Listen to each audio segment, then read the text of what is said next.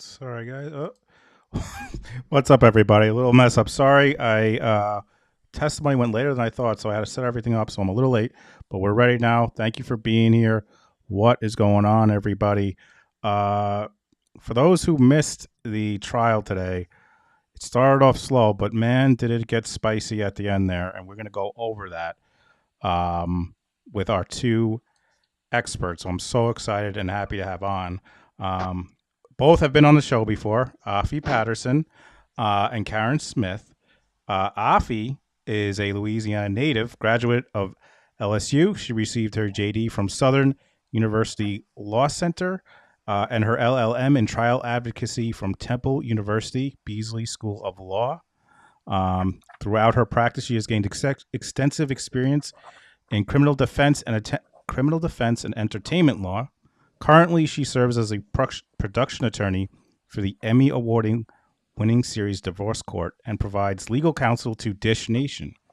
Additionally, Afi owns a boutique law firm that provides transactional services for creatives in film, television, social media, and the music industry. In addition to her law practice, she owns Blue Door Organics. We're going to share that link, a skincare brand that produces premium organic products and services for a growing wellness community. We've shared that before when Afi has been on. Make sure you check out that site. Make sure you check out her Twitter. We're going to share all the links here, folks. We also have Karen Smith, who has been in the chat with us, folks, which has been absolutely amazing, learning us on all the stuff that is going on. She is a U.S. Navy veteran, retired detective from the Jacksonville Sheriff's Office in Florida. She served as both a major case detective in the crime scene unit for nearly 11 years and as the unit training coordinator for 3 years, developing curriculums and instructing 26 detectives, as well as attorneys in the 4th Judicial Circuit. She conducted 500 death investigations, worked 20,000 other cases, ranging from burglaries to multiple shootings and police-involved homicides. She has testified in over 100 trials. So when she's in the chat telling you guys what's going on, she knows what's going on, including 13 death penalty cases, and has testified as an expert witness in bloodstain pattern analysis, crime scene reconstruction, projectile trajectory reconstruction, and other forensic specific areas. So she's the real deal, folks. Both our guests are. Without any further ado, Karen and Afi, how are you guys doing? Hi, guys. Hi. Hello. So very Man, excited. Karen, you rock. I just heard that rundown. This Good is awesome. God. I'm so thrilled to be on with you. This is Oh God, what a So likewise. Writing all this down. Before we get on, I asked you, Afi, I know you're a criminal defense and you work for a production.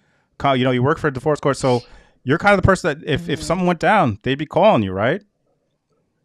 Yeah, absolutely. So I heard a little bit of testimony and they were talking about the show attorneys or the production attorneys were there. And you know what? It's something that entertainment attorneys, if that's your only background, you're not prepared for because you're dealing with law enforcement. You're dealing with an injury, a murder with a dangerous weapon. So it's not something that, it's typical. People always assume, oh, you're a lawyer, you know this, you know that.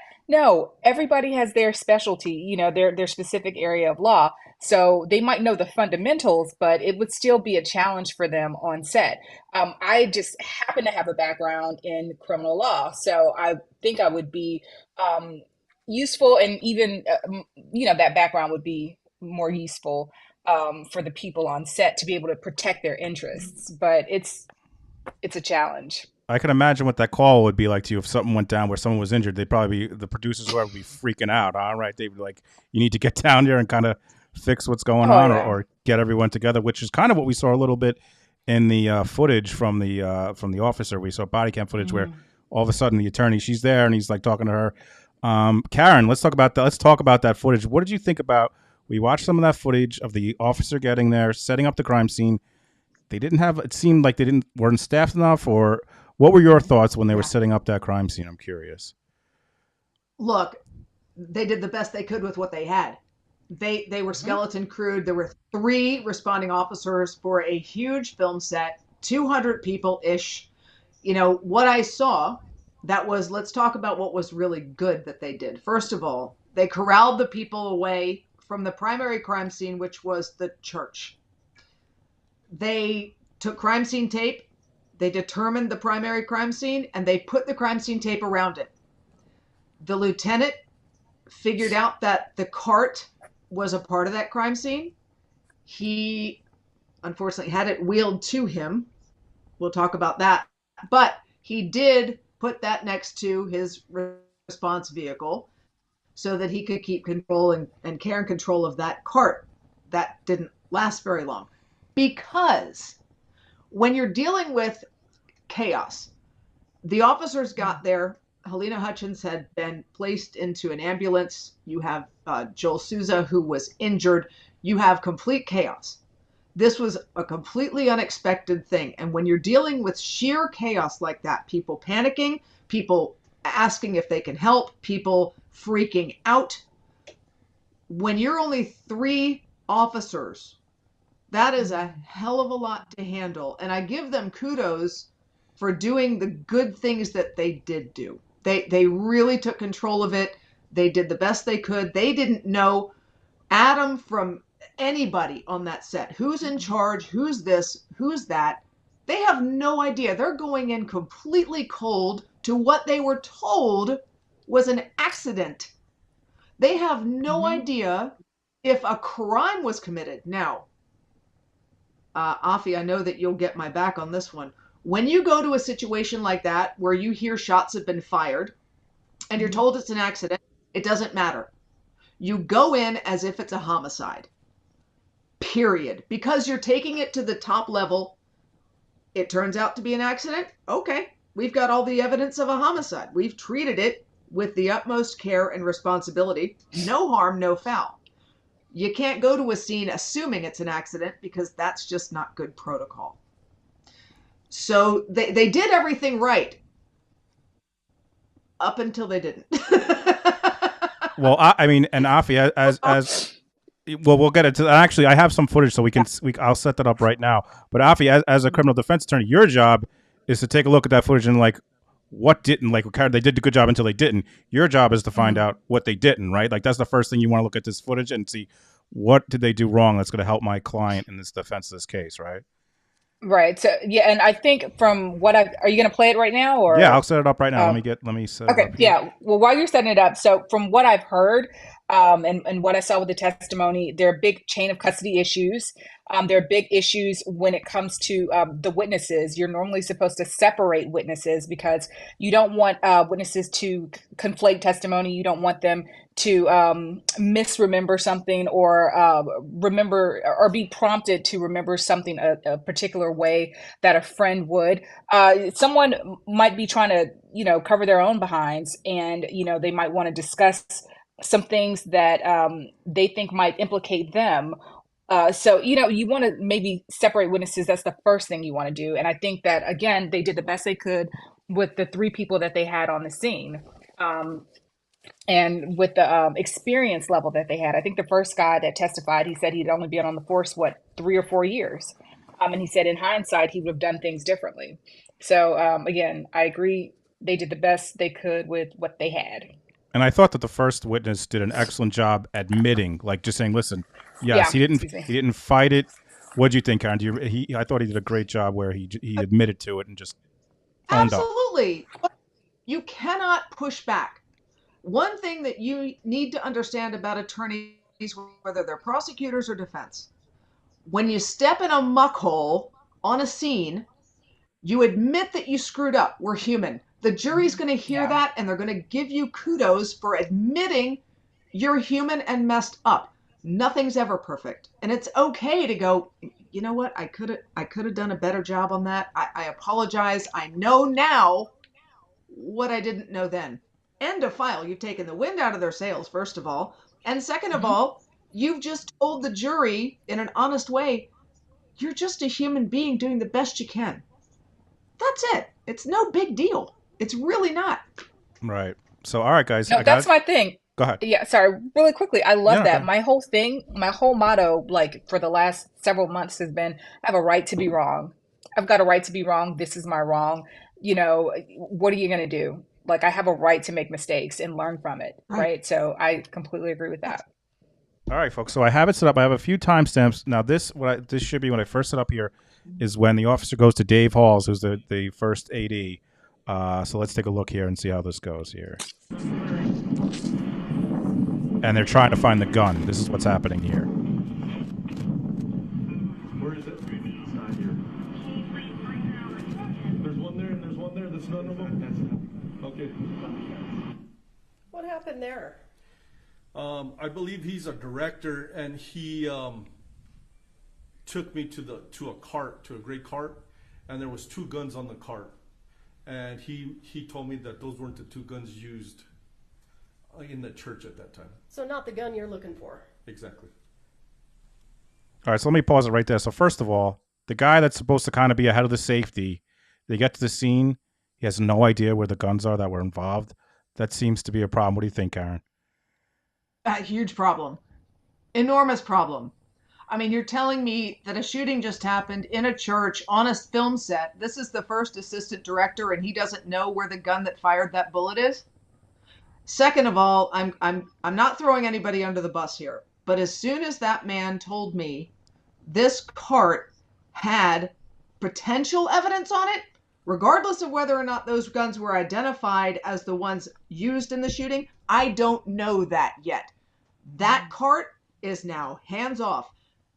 I would have absolutely flagged that cart, and I would have put my finger in somebody's face with some authority, or had an officer stationed there and said the next person that touches this cart goes to jail for evidence tampering. This is off limits. And that's where the cop Karen finger comes in at a scene. You take control, you assert your authority. You don't even have to be nice about it, frankly.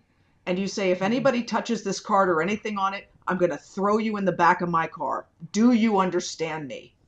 And you lay that law down right at the beginning. Regardless of whether or not you know it has evidence on it, it's potential. That's just me. So That's how I would have. what would you do? What would you do just immediately? Like, if you're short on support, would you just immediately tape it off if you're out there?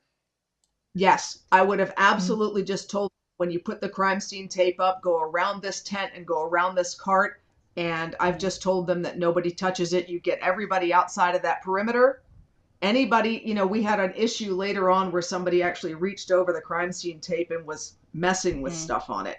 Yeah, that comes a little later. So it had to be moved.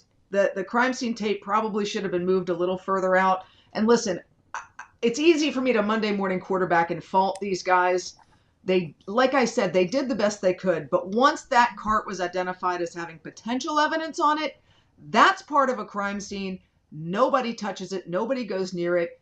And when you're designating as a supervisor, you just take that crime scene tape and put it away from the cart, away, around, Mm. so nobody can Hmm. hear it. That's just. So yeah, let me play a little bit more of this clip. Let's keep going.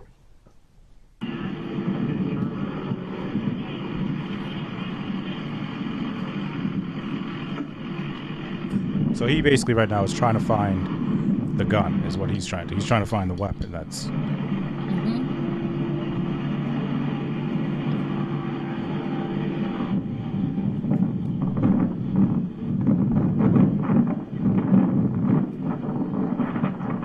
You're in charge, ma'am? I need to know where the gun's at right now.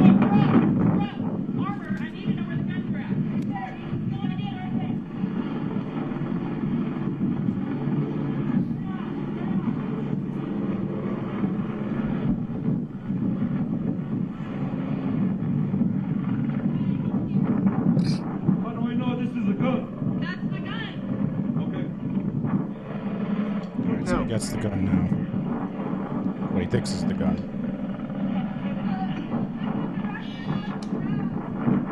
Where are they at?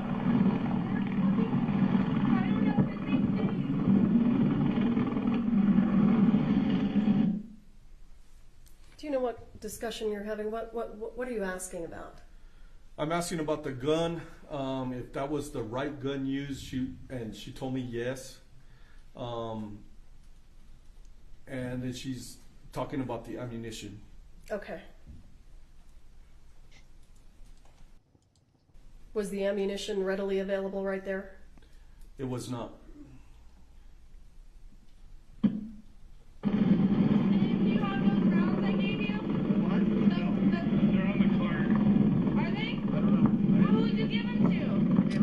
This just seems like a major. Like she doesn't. Where are the rounds? Who'd you give them to? She's supposed like she's the one who's She supposed to should be. know. She's the one in charge. She's Yeah. the armorer, right? Like this is a massive Yeah. problem for her. And particularly we had the witness today was like, I'm used to armorers who are no joke. You don't joke with them. You just like they are all business. And she just seems like she's lost and doesn't know what's going on here. What do you think, Karen? Oh, I'm gonna let Afi handle this one because you're dealing with a chaotic situation. People who need to be questioned not only by the detectives in charge, but the prosecutor and defense attorney in this case. You can clearly see the chaos. I want to hear her thoughts on this. We talk about chain of custody in law enforcement. We want to know, whose hands have been on this item. I'm thinking about what about the chain of custody on your set? You're dealing with guns, you're dealing with ammunition. There should be a strict order on your set. And it seems like when she said, "Well, where is it?" It just seems a little sloppy. Like you ought to know, even through all this chaos, where the guns are at all times, where the bullets are at all times, and who has their hands on the guns and the bullets. Right. So yeah, let me Right. go ahead. Was point made in the chat the other day and today. I said, look, and even my wife Lisa, who's worked in the film industry 35 years, she's a director. She knows all these rules inside and out. Why are these boxes not labeled and controlled and in order? And why do you not know the actual number of blanks and dummy rounds on that set? Why do you not know where the gun is? Why do you not know what's loaded in that weapon? There are so many questions, even in the trial so far, that haven't been answered. And this girl is responsible for the armorer role on this set. She doesn't know, where's that? Where's this? You shouldn't be asking those questions. You should be offering the information immediately.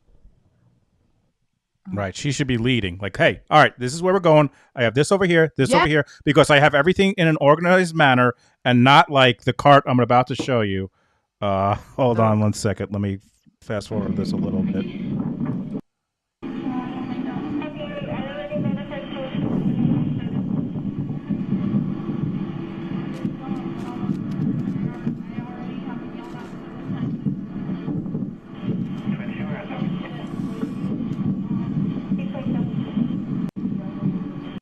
There we go. Here's the cart, folks. This is the cart that's supposed to be, that has the ammo. You spoke up.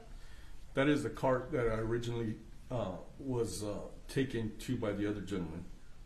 Same cart.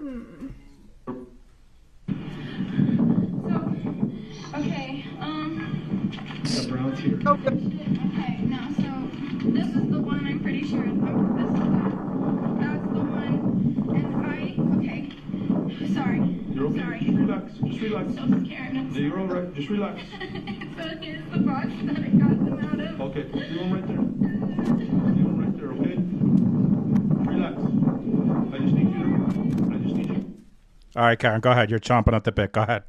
I'm screaming. I'm screaming. I'm just the CSI within me is just having a snit because everybody's pawing it and touching it, and Avi talked about chain of custody, and now you've got people hovering and moving and touching. You saw Dave Halls pull paper off of it. You've got Hannah Gutierrez pawing all through the stuff, going, I don't know, where's this? Where? No, that is evidence. That is evidence, everything on that cart. You leave it in situ. In situ means untouched, the way it is when you found it. You photograph it thoroughly. You photograph it where it was. You photograph it where it is. You document every item on that cart with photography. If you want to use number placards, you can do that too. But when the prosecution and defense see this video and they see that people are pawing at it and touching it, You can't tell in that video what was moved where. And I know that allegations of planted evidence have been in there. The problem is, it's not that I disbelieve it or believe it. You can't see it. So the doubt gets raised by the defense in this case, and it's a plausible defense because you can't see what these people are doing. In addition to the guy who comes up and starts pawing over the tape once the tape is established. Afi, what do you think? I think I agree with you completely. I think it's definitely contaminating the evidence. But what I'm looking at is her behavior. Save your tears. They do nothing for me. And I think it hurts her defense because you need, in a situation, again, you're dealing with weaponry. You're dealing with live rounds, you're dealing with these dummy rounds. You are dealing with adults. What is this? Over 200 people on this set? You have to be calm under fire. I do understand somebody's been shot. I do understand multiple people have been shot and they've been shot on your watch, but you also are coming across as a person who can be easily rattled. I look at it like her youth is coming forth, and that makes me think, what is she like on set day to day? Can she be bullied? Can she be intimidated by people? So, would that make her less efficient or less likely to want to ruffle any feathers? Hey, Right. let me not go through all of these protocols because these big adults here with money on the line, with time on the line, they're going to be upset with me. So let me just, half-ass. Can I say that? Let me Of just course. half-ass it so they'll be satisfied. Let me just look like I know what I'm doing. I'm doing my job. That's what I'm looking at. It's just the behavior and it's the tears. You Right. know, She's not going to be the person that tells Alec Baldwin you're fucking up when you're holding that gun, or you're doing. She is not exactly. telling Alec Baldwin. She is not telling anyone on that set. Essentially, if they're doing Mhm. something wrong, although she may, I think she sent some messages, but on the set, like you said, the behavior doesn't seem that way. I mean, what are you thinking, Mhm. Karen? I see. I agree 100%. I mean, this is they hammered that today, Afi, with the 24-year-old girl, 24-year-old girl. They must have said it 50 times while they had Mhm. this gentleman on the stand who was was he what would they say the he was? dolly, A the dolly grip, dolly but grip. Dolly grip. He was fantastic. He was a great witness. We'll get to that. Mhm. But they kept hammering, this is a 24-year-old girl, blah, blah, blah, blah. Well, hold on a minute. She was hired to be the armorer on this set. And yes, Mhm. she was wearing multiple hats. Don't care. You were hired as the armorer on this set. Your responsibility is the ammo and the guns. 24 years old, maybe I can look back at myself as a 24-year-old and I maybe could have been pushed around a little bit, even with my really abrasive personality as it not is now at 54. I've always been a pain in the ass. However, I do think that if you're dealing with guns and dummy rounds and blanks and, God forbid, live ammo, it is your responsibility to speak up, regardless of who you're dealing with. And Alec Baldwin, yeah, he's a famous actor. He's also just a dude. He's just a guy who's doing a job. And and pardon me, Afi, for my language, but this whole star fucking thing really pisses me off because they're just people. All right. They Mhm. put their pants on one leg at a time like everybody else. You know, and this whole thing about, oh, Alec Baldwin. No, no, he's just a man and he can be told what to do. Handle him with kid gloves, fine, handle him with kid gloves. He's just a guy. Period. That's just me. So I Yeah. go ahead, Abby. Go ahead. No, I think that if, I don't care how old she is, and, she can be 19, she could be 59, 99. If you know the stakes are high, you're dealing with ammunition. Again, like you said, live, blanks, or even dummies. I don't know who that is. Ring the doorbell. But if you can't handle it, you shouldn't accept the job. Or you should have an Bingo. assistant or supervisor or something, because again, people's lives are at stake. So I don't, this whole thing, she's low hanging fruit. She's a scapegoat. She's a 24-year-old girl, is how they're painting the picture. This is the profession you've chosen, and it's a high stakes profession. So you have to take responsibility and be accountable. And speaking of, let's talk. So I want to go further into her responsibility of the cart. We saw a little picture of the cart, but now I'm going to show you guys, if you haven't seen already, what this cart looked like, folks. And it's scary that this is a cart that's someone who is in charge of ammo on a set. What has been admitted? Prop truck. Exhibit 3, do you recognize that? Yes. What is that?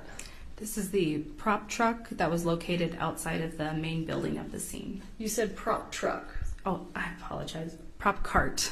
Okay. And is this the condition it was in when you took your photo? Yes. Did you inspect this cart and remove items from it? Yeah. Go ahead, Karen. I'm sorry. That looks like something that belongs to Joe the Can Man down on the boulevard. Afi's laughing because she knows it's true. Hollywood Boulevard, that is something that you'd see with Joe the Can Man trailing behind with, nothing against the homeless. They probably have a cart that's more in order than that piece of crap. At least they know where their cans are. I'm just saying. I equate this. I said this on the stream. This is when I tell my kids, "Did you clean your room?" They're like, "Yes." I'm like, "Are you sure?" I'm gonna come check if you clean the room. Yes.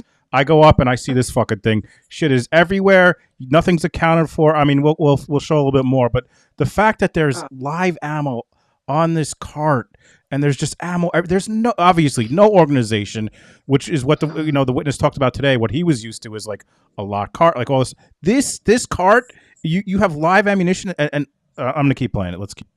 Yes, I did. Would you describe the level of organization associated with this cart? There were multiple rounds of multiple caliber all over the top portion of this cart, and additional boxes of rounds on the bottom part of this cart. And were there also just other items? Yes, there were plastic guns, gun belts, earplugs, miscellaneous paperwork. Oops. Is that just at a different angle? And what are we looking at there? Here we can see the spent cartridge casing that was located on top of the cart, as well as additional ammunition that was located there. Okay. And that spent casing that we're looking at, you collected it from the cart? Yes. And did you send it to the FBI? Yes. Thank you. A different angle of the top of the cart. I'm going to zoom in. Can you see that right there? Yes. What is that on the lower right-hand corner? It is an ammunition round. Not in any particular box? Not in any box, no. States Exhibit 7, what's that? This is, again, the top of the cart and one of the firearms that was located on top of the cart. I believe this was the one with a blocked cylinder, so it was not a functional firearm. So this was not the gun that was used in this incident? No. And States Exhibit 8, is that just a close-up? Yes. And what is this? This is States Exhibit 9. What are we looking at? This is the firearm that was used in this incident after it had been collected and put into an evidence box. And this is the firearm that was sent to the FBI? Yes. States Exhibit 10. All right, so we're going a little past the cart now. Afi, you're representing this client, and you're defending this client whose job it is to maintain the ammo on set, and obviously it was a death. Because how are you going to handle this if you're defending this client and that's the cart? She'll quit. Oh, I'd zealously defend her.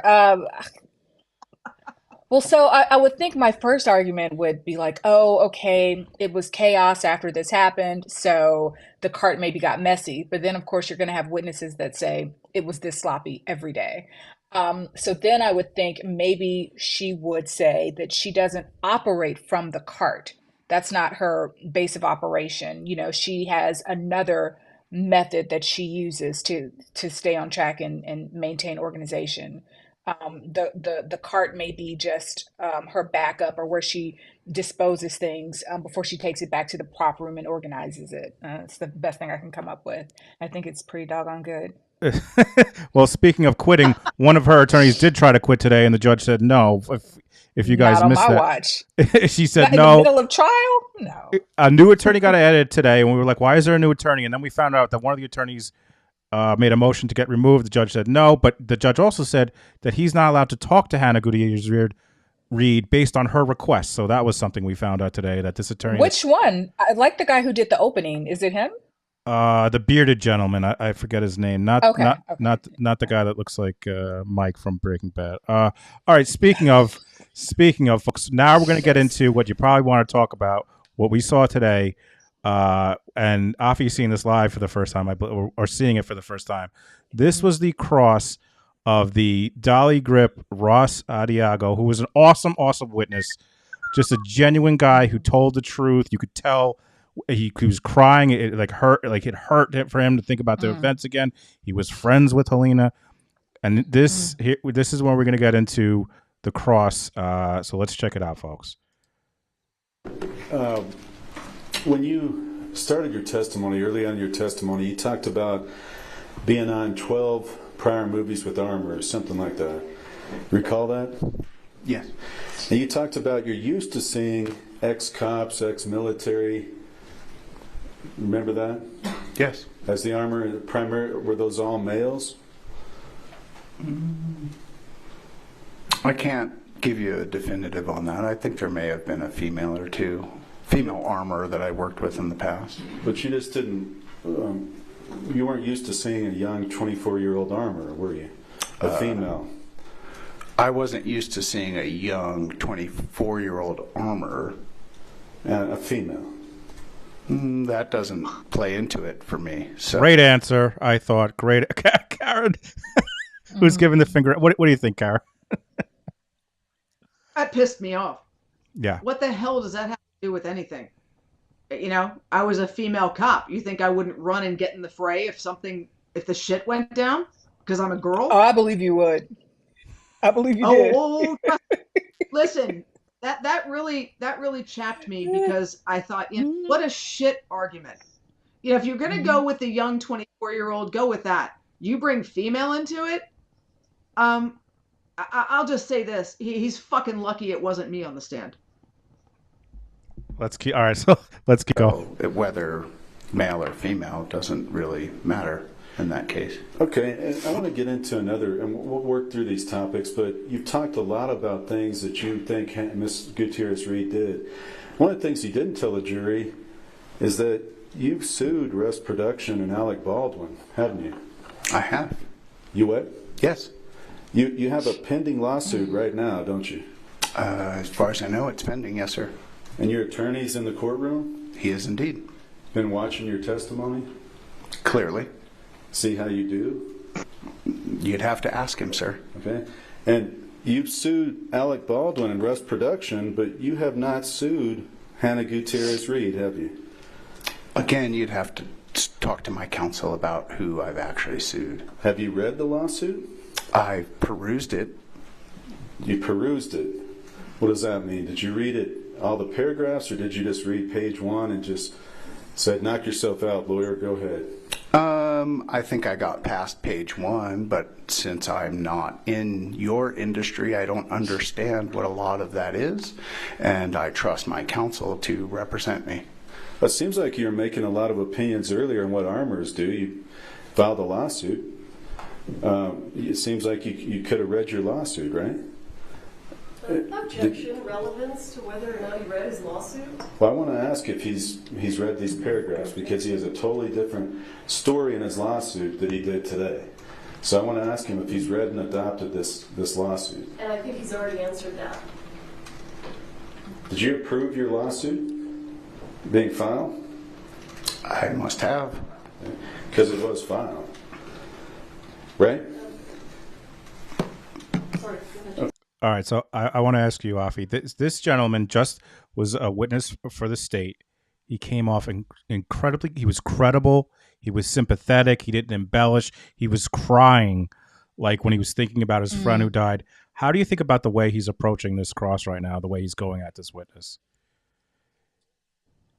You know, I actually like her defense counsel. I think he's been pretty even, and I think he's doing exactly what he's supposed to do. He's trying to impeach him, and he's trying to use this lawsuit that he filed to do that. I don't think it's bad.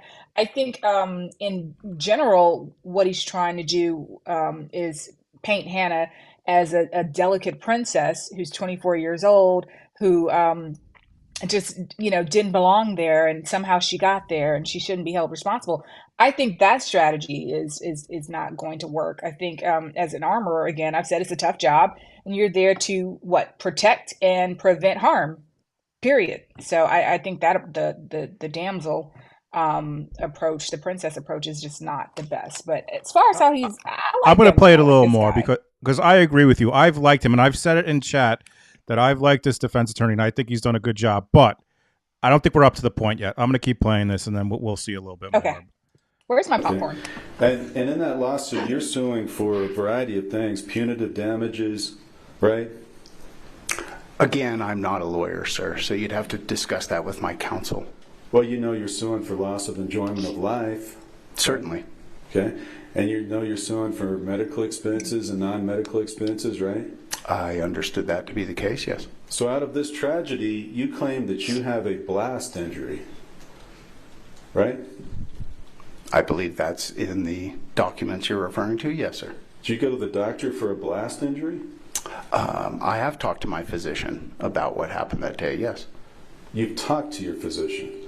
Did they do any tests? Did they take any x-rays? Did you just tell him I was in this and I described the incident, and he did what he felt was appropriate. What was that? I'm not going to discuss my medical treatment with you, sir. Okay. Well, so in any event, you're suing Rest Production and Alec Baldwin, right? Yes. And you're here telling this jury all about Miss Gutierrez-Reed, but in your lawsuit, you talk about defendants, Rest Production and Alec Baldwin, cut corners and cut costs, and it endangered the cast and crew. So you believe that, right? Rest Production? I do. And you believe that their hiring of Gabrielle Pickle and Roe Walters to manage the budget was not a good idea because they have cost-cutting problems on prior sets? You believe that? Correct. Okay. And you also believe that David Halls had prior safety issues, correct? Yes. On a prior set, he didn't manage that safely, did he? That was my understanding. Okay. You also believe, you knew that Miss Gutierrez-Reed had asked for more training days as an armorer. You knew that. I don't... In the form of a question, there needs to be a question. It sounds like a statement. Overruled. Okay. You're aware that Miss Gutierrez-Reed asked Gabrielle Pickle for more time as an armorer, more training days and more armorer days. You're aware of that? I became aware of that after 2 people were shot. Yes, sir.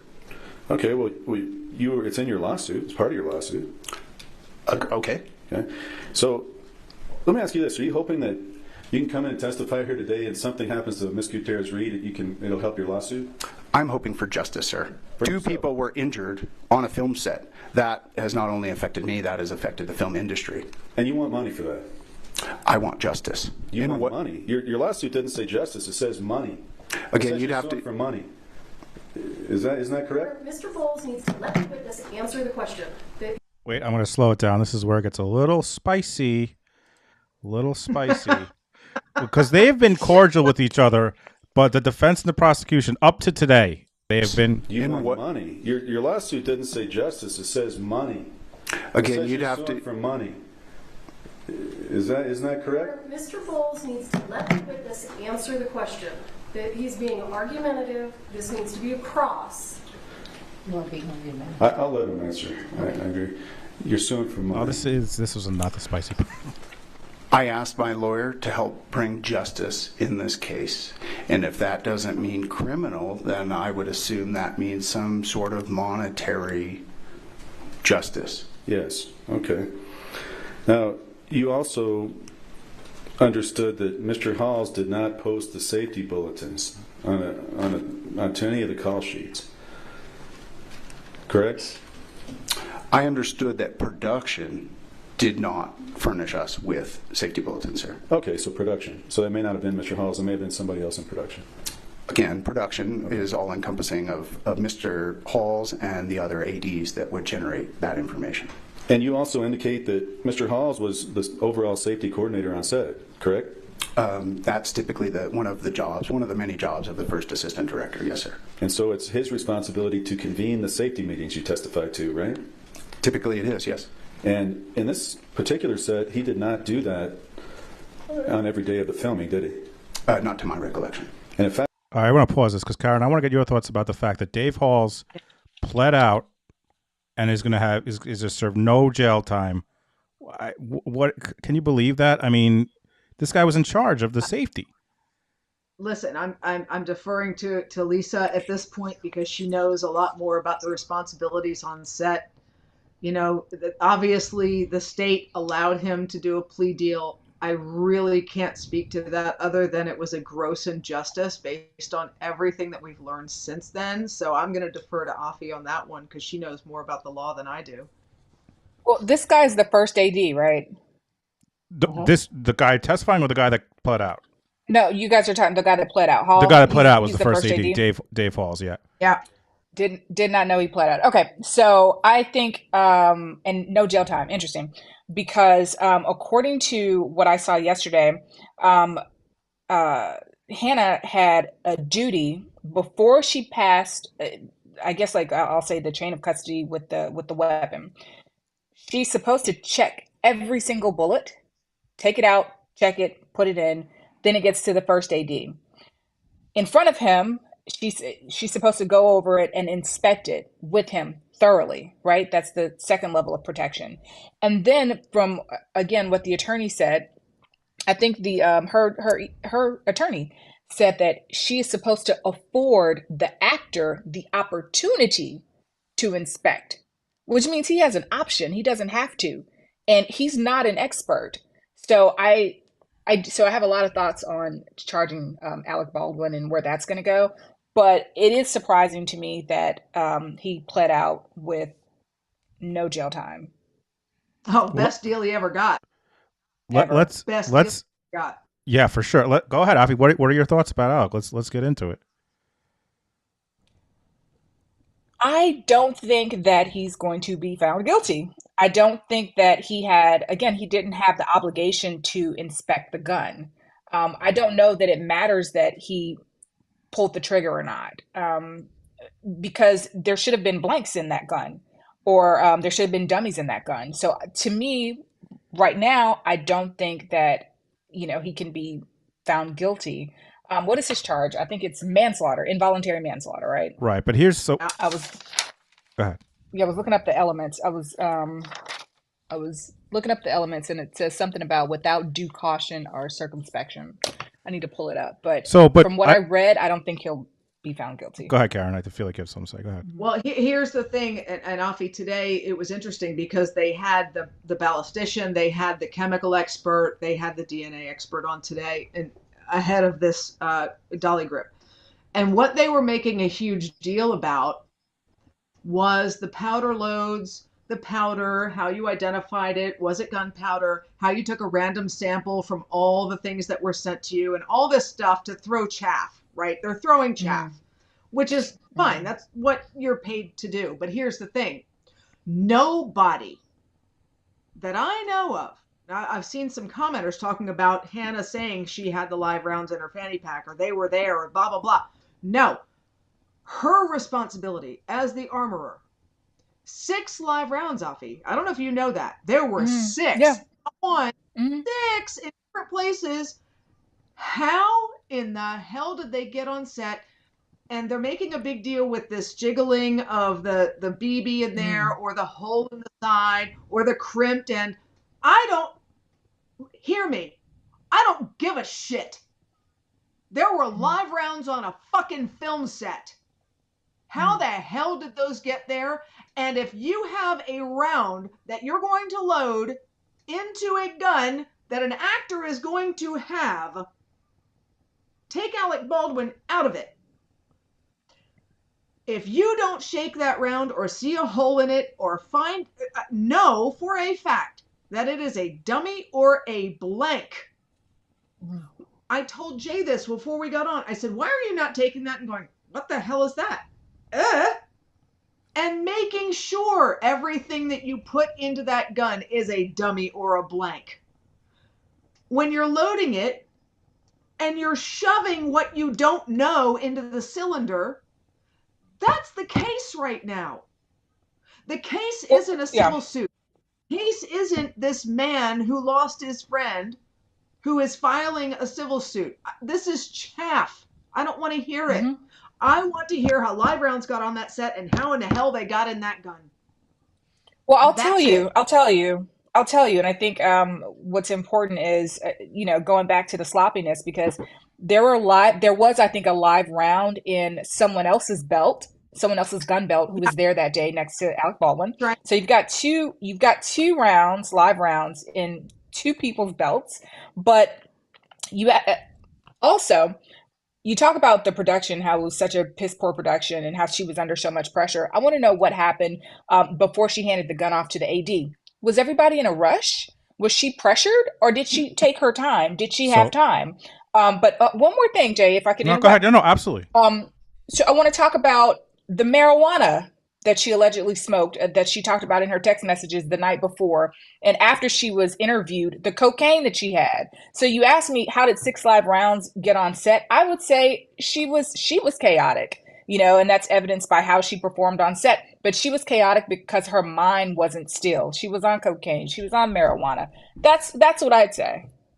So here's my question, and I agree. And we had Lisa on, and she made the point as far as Alec, and you made the point just now, Afi. Alec as the actor, correct. He was told cold gun. He, and Lisa pointed out, like, actors before they do a scene, like, some of them are mumbling to themselves like they're a homeless person. Like, so as an actor, it makes sense. He's told cold gun. He's in there. He's acting. Now, you just talked about the pressure and the stuff that went on behind the scenes. Alec Baldwin as a producer, that's, I think the question is, for his case goes, how involved, you tell me, Afi, how involved was he? Was he aware there were, issues where there were shots, there were, shots when there were discharges. Was he aware of that? Is he pressuring people to go faster? Because I know Lisa said in the chat when there was something came up where Alec was, they said someone was saying rush, rush, rush, go, go, go. And she's like, if he was the one saying that, that's a problem. So that's the question I have, Afi. I don't know if you have any, as a producer, can there be negligence for that, as opposed to as an actor that he's a producer on this set? I think he might be more liable civilly versus criminally. I'll never think differently about that. But also, just like you said, there were 2 misfires, right? Is that what we call it, Karen? There were 2 misfires the night before. Why would you not take extra precautions the next day? Why would you not, as the armorer? Because this is on your watch and this is your job. Yeah, this dolly grip, his testimony was riveting. You should watch it. He talked about an accidental discharge by the prop master, Sarah, and she fired into the ground, and the horses were spooked, and people were like, what the hell? And, what the fuck was that? And then an hour later, there's another one. And I'm thinking, why was this set? According to my wife, who is the director and the expert here, and I'm going to quote her, Halls was responsible for safety on that set, period.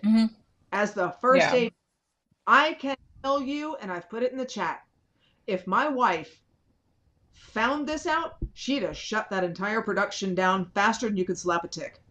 Because safety is the priority. I'm telling you right now, when they asked Dave Halls in his interview, what is your duty on the film set? Well, I make sure people are on time, and I make sure that the schedule's done. And Lisa's like, shut up! It's safety! Should have been the first thing out of your mouth. Safety. Yeah, they should have had a come to Jesus meeting right away. Oops, sorry Oh about my that. God. It blows my mind. And learning from her and her expertise in this and learning the nuances of how a film set works and who's in charge of what and how the chain of command goes on a film set. It's completely different than what I'm used to, but you have to hear what she's saying. Dave Halls had the responsibility of safety on that set. Hannah Gutierrez Reed had the responsibility of the guns and ammunition, dummy rounds, and blanks on that set. There are jobs that you do and jobs that you're responsible for. And you can, throw all the crap at the wall that you want and see what sticks. The fact is live ammunition got on that set, live ammunition got in that gun, and that ultimately falls on Hannah Gutierrez Reed's head. Sorry, that's how I feel about it. No, you again, like we would have had a come to Jesus meeting right away, and the people who walked off set, I'm sure they called their union, and they were advised to like leave, expeditiously. So Well, I mean, talk you know, about that. Go ahead. It's a big deal. I'm Like just the day before, people walked off the set, and one of their concerns was safety. Right, Afi? I mean, that's huge. so yeah. So again, Hannah being in her position, if she thought she didn't have any leverage before, you can say, "Hey, this is the kind of stuff that happens when you don't listen to me. We need to sit down. We cannot, nobody can come on set tomorrow without having a safety meeting." I don't know why she didn't do that. And then the thing is, her father is an armor, has been for decades, right? Why wouldn't you ask your father for advice? Did she ask her? Right. What happened? Which, by the But way, yeah, to me, it just more and more points to this is on you, ma'am. Lisa says, "Why would you not shut down the set until these people are replaced?" I mean, and it's just wild to think that that is the cart that was on that set after there were 2 accidental discharges on that day. That was the cart. No one was like, apparently, it should have been Dave Hall. Should be like, "What the fuck are we doing, folks? We've had 2 discharges, and this is the cart before any of this happened. Before it's just mind-boggling to, and that's why this happened, right? I mean, because they just kept, they did, no one stepped up. That's the question, right? Who should have stepped up and Dave Hall's.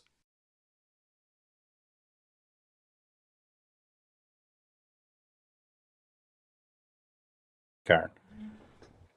There you go. Sorry, I lost you there for a second. I missed your question. Yeah, I couldn't hear her. Oh, is Mike? Can you guys hear me now? Yeah. Yeah, you're Sorry, out for sorry about. about that. I was just saying. Ultimately, it comes down who is responsible. There's 2 discharges. Then the next day or whatever day, that's what the cart looks like, where there's live ammunition on it. Someone's got to be like, this is ridiculous. What are we doing? And that should be Hannah Gutierrez Reed, right? And Dave Halls, and it just never happened, right? I mean, that's what we're looking at, Karen. I I based on this lawsuit and this criminal case, yeah. I mean, Dave Halls pled out and got the deal of a lifetime. Hannah Reed, they can play the pity poor mouth 24-year-old card to me all day long. She took the job. She took the job. She knew what it came. Her dad has been on sets for 50, 60 years. She knew what this entailed. She knew that it was going to be contentious. Maybe she had an idea about Dave Halls and Alec Baldwin and maybe these strong masculine forces on a set. She didn't have to take the job.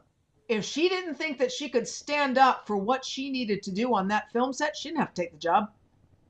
I would have taken the job, and I wouldn't have had any problem telling either one of them to sit the fuck down and shut the fuck up, because these guns are real and they can fire live bullets. And if you don't want to listen to what I have to say, you'll find me in my car going back to my hotel room and calling my union rep. Motherfucker, come at me. What are you going to do? Yeah. Take my birthday away. If you can't do that as a 24-year-old, and most of us probably couldn't. I probably couldn't. I don't know. I I'm could a do it. forceful woman. I'm a bitch. Sue me. But I wouldn't sure as hell put myself in a situation where there are live guns and the potential for harm if I didn't think I could stand up to myself or an actor of the caliber of Alec Baldwin and have the capacity to tell him to sit the fuck down and shut the fuck up and put your phone down, and you're going to do this training whether you like it or not. Period. That's just me. Well, and you would think you're 24 years old, you get this, like, this is like a dream job. Like, this is a major job. You want to impress people, like you would think, but like, you would want to be on there, like, showing them why you are doing great at your job, like, why you were going to handle this seriously. And like Afi said, she's doing coke and smoking weed and like not taking it seriously. Do you Can think? Allegedly. Go ahead. Go ahead. I'll talk to you in a minute. Go ahead. I just said allegedly. That's what their arguments are. Allegedly. But I agree with you. Don't take the job. You know, we don't say this about police officers. Oh, you know, he or she was 24, or EMS workers. Oh, you know, this scene was just too dramatic for her. It just triggered her too much. We don't say that. You know, again, your job is to protect and defend. I mean, it's a very serious job.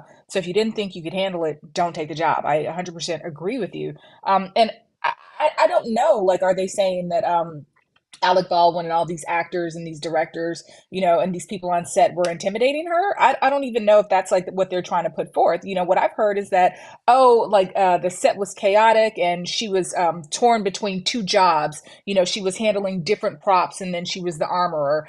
And again, this job takes focus, it takes precision. You have to be meticulous, you have to be organized. If you couldn't do that, then also you have to be you have to understand that you're going to be held accountable. Who does she think is going to be held accountable if something happens? Um, if you couldn't do it, you shouldn't have accepted the job. I completely agree with you. Don't take the Yep, job. 100%. And I think that the defense is going after the young damsel in distress Save it. defense Save because it. yep, they kept bringing up the 24, 24, 24 female. Ooh, F you for that. You know, this whole thing. And frankly, it's not going to wash. It's not going to No. wash. You know, if they were going to use a defense just as a detective and understanding how defenses work in my little way, the two hats, the three hats, the four hats, that Mm. would be a better defense than the 24-year-old damsel in distress, just for me, because that would fall on production pushing her to do 15 different things. But then again, it really doesn't, Mm. because when you have a job as serious as an armorer, you can tell them, I can't go get that potted plant right now because I'm loading a gun. Is that okay with you? Mm. Well, in that moment, also just in the moment before she handed the gun off, what was going on? You know, Right. also they were blocking from what I understand. They weren't shooting or anything like that. So I want to know, in that moment, were you stressed? Were you pressured? Did you have somewhere to be? Did other people have somewhere to be? You know, it wasn't the pressure of you having to get a scene right and everybody having to be quiet on set. You're just blocking. I think other people were at lunch. So don't tell me, don't use the argument that, or it's not going to fly, I'll say, the argument that you were under stress because your time was so divided with these other jobs, because in that moment you should have been able to focus. If you weren't able to focus somehow, tell me why. How were you distracted? And then show me who distracted you so I can hold them responsible. Can you There believe, you go. Afi, by the way, that she was offered a deal and she did not take it? If yeah, that What was was the deal? that it's sealed, so we don't know. Oh, if it was no jail time, I would have been like, girl, take this because you're going to jail if you go to trial. I will fight for you, but you're going to Yeah. jail. So Just what do you the think? cocaine and marijuana. Mm-mm.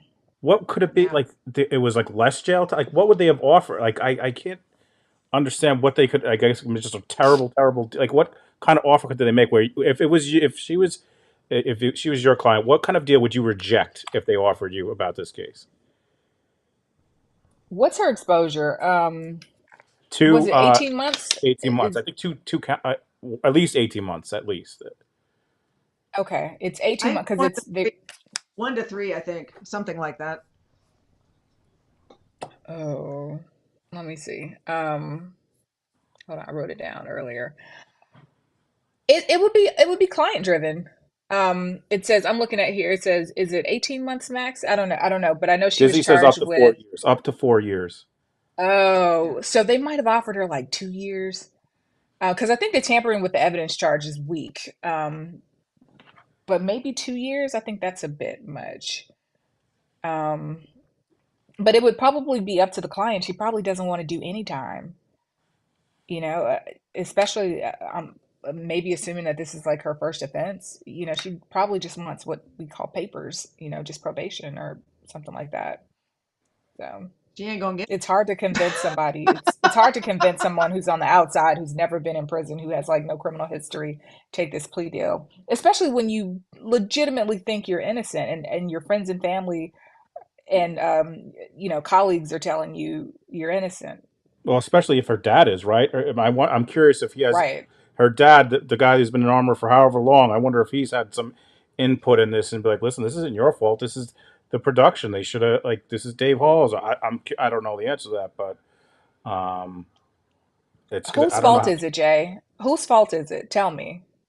whose fault is what this. Yeah, whose fault could it be? Yeah, whose fault No, I could it mean, be in who this else? situation? There's live ammunition that she was in charge of. Who else could it be? Yeah, all it takes in this situation is literally taking the bullet out, shaking it, putting it back in, right? Sending it to the Yep. AD. Here's what I have. You confirm it for me. Confirm it for me. Let me shake these bullets. You know, that's why these procedures are in place. I would also wonder, what has she been doing? Like, does she always just show the AD and say, "Hey, we're good, good," and pass it on? That would be important. Like, what's your history been? And really, it's not. She's supposed to hand it to him directly. She's not supposed to give it to Dave Halls to give to Alex. Right. She's supposed to be the one that every time, every single time, she is supposed to Uh, be the one that hands the gun, watches the gun, Right. and gives it to Alex every time. Dave Halls. wow.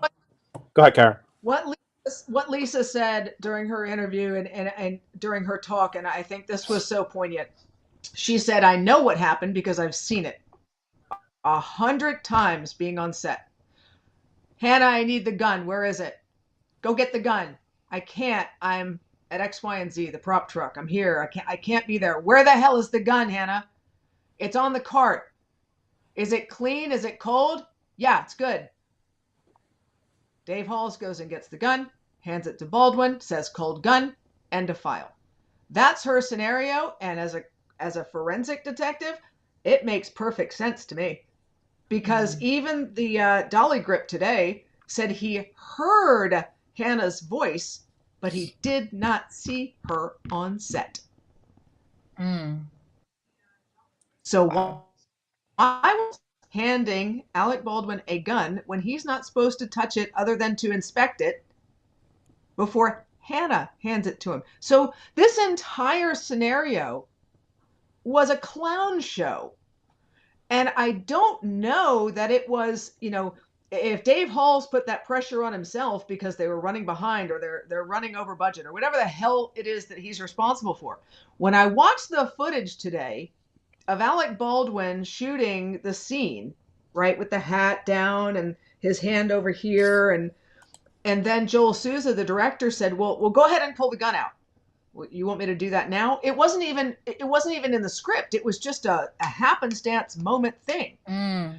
And Alec Baldwin was sitting there very calm, cool, breathing. Let's do that again. Okay, let's one more time. It wasn't like he's going, "Listen, listen, listen, we gotta go, we gotta go, we gotta go. We're behind budget, we're behind schedule." And no, he was sitting there calmly going, "Let's do that one more time. One more." He lowered his head. So there was no Mm. pressure. If Dave Halls put that pressure on Hannah, that's on him because I did not see Baldwin putting pressure on people. I saw Baldwin, the perfectionist, wanting to get the shot right. That's just me. That's what I saw. By the So way, her that's dad. interesting because so he wasn't playing around. He No, wasn't like, because I got the No, impression that Baldwin was no, playing around on set, you know, no, just taking things very casually. He was in his no, zone.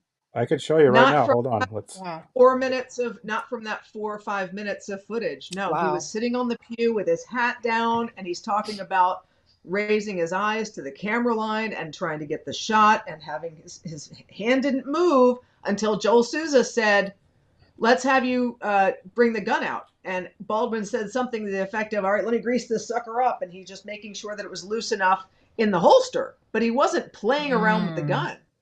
I'm watching. I think this is it right here. Let's see. Looks right. And toss them guns. Okay, and set.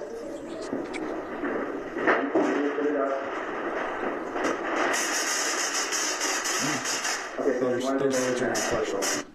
That's the answer to your question earlier, that sound.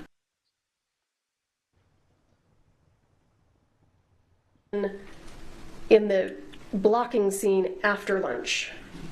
Yes, similar. Okay.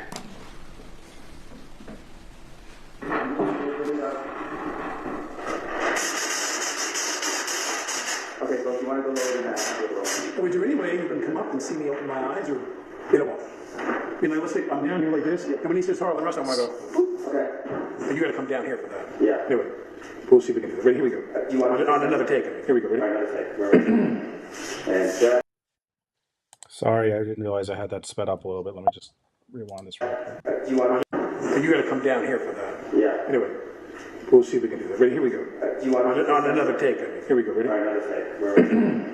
And set. Ready? And action. Harlan Russ, if you get up nice and slow, toss any guns you have.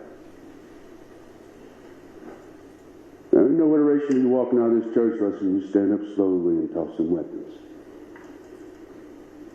Russ. All right, let's flip the sensor. Can we try this? So let me ask.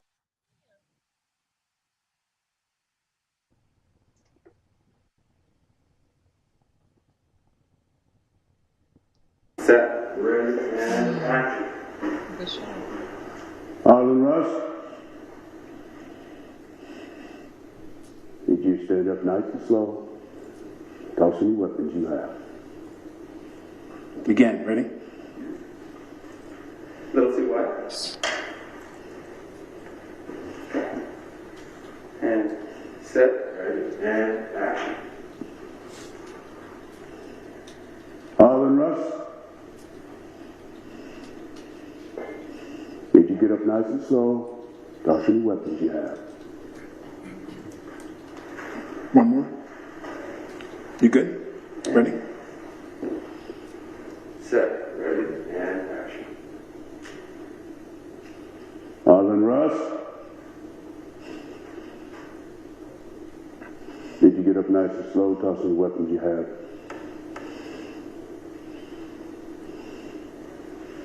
What else can I get right there? Joe, you want me to wait to give you that line till he lands? It's okay. Till camera lands? Yeah. Yep. 7 minutes, one. Yeah. Draw your gun and look up and point your gun, okay? Okay, which way? Camera right or left? It's this side camera for now. So camera left for now. I'll stand right here for you, Alex. So whip it out. Yeah. Okay, well, let me get this all greased and ready. Yeah. Okay, ready? Okay, ready? Ready. And set. Ready. And action. Harlan Russ,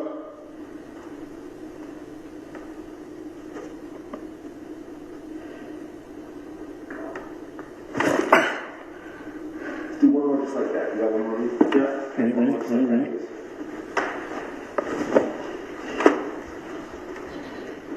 And set. Ready. And action. Harlan Russ,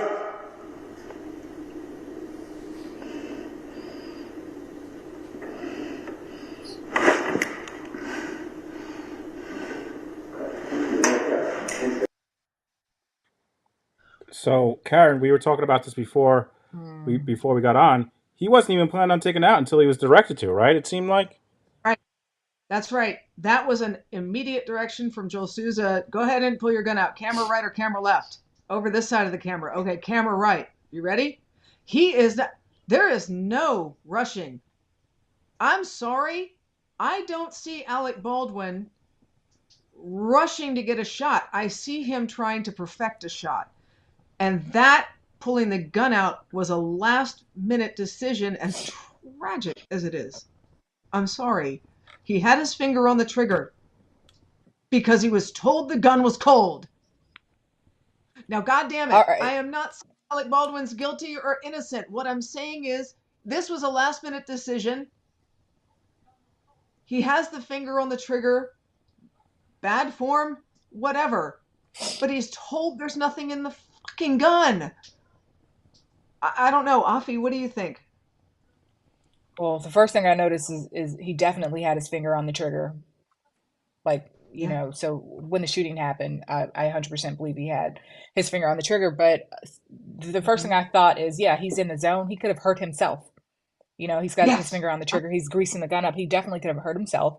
But also, I think yesterday they talked about how Hannah sent a message saying that she wanted to train him, or she needed training on this cross body pull. It's supposedly one of the hardest pulls, and he needed training on it. My thought, and he didn't train on it. So my thought is, who is responsible for telling him that he needs training on it? Was that message ever transmitted to Baldwin? Did he know anything about that? I'm thinking ahead for Alex's case Yeah, is now, that but the production, the line producer? Who is it up the chain that has the responsibility of these messages coming in to trickle them down to the appropriate person to get the training done? yeah, That's a and you know what? question. It just depends on the production.